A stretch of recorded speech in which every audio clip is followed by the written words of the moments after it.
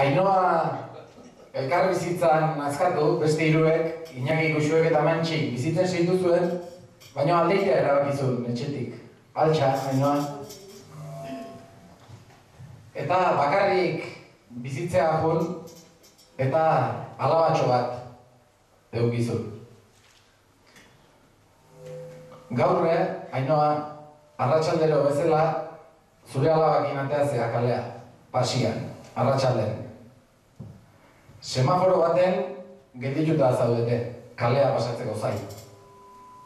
Semaforoa berden jarri da, zebrabidea pasatzen hasi, eta zure alabak hala galdetu dizu. Semaforon beti zergatik dago gizona bakarrik. Beti gizona? Ainhoa alabakin atea da pasian, semaforo batean geldituta daude, kalea pasatzeko, semaforoa berden jarri da, kalea pasatzen hasi, eta bere alabak hala galdetu dio. Zergatik gizona bakarrik, ama? Beti gizona?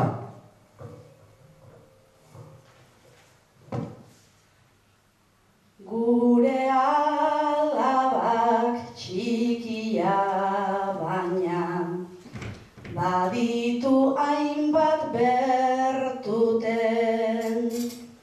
galdera onak egiten ditu, naizta izan 3 urten.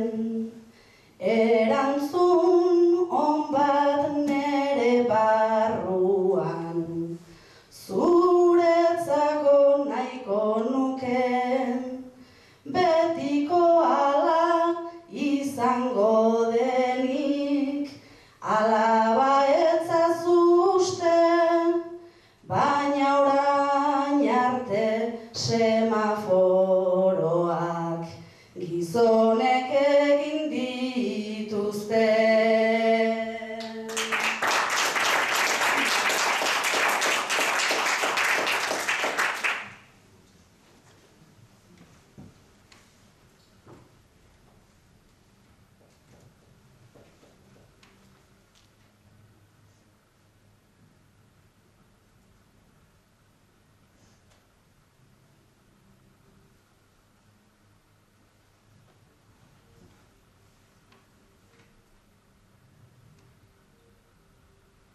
Gizonezkoak argazkietan nabarmentzen dira mundun, gizonezkoak egunkaritan beti aurpegi ezagun, emakume bat hain ikusgarri, nekez ikusten da inon, eta pozten naiz zuk begirada, nola hain zorrotza dezun, semaforotan ikusten baita, munduan nork agintzen du.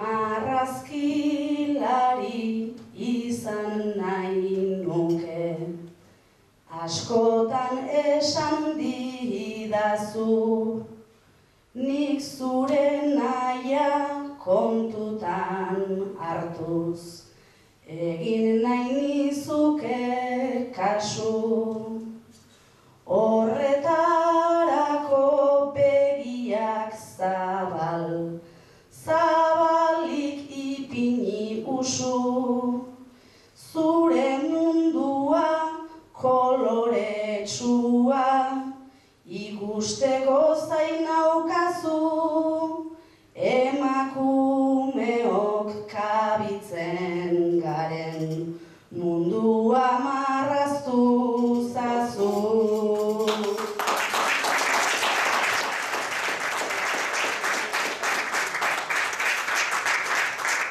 Atxeden txiki bat emango diegu. Ainhoa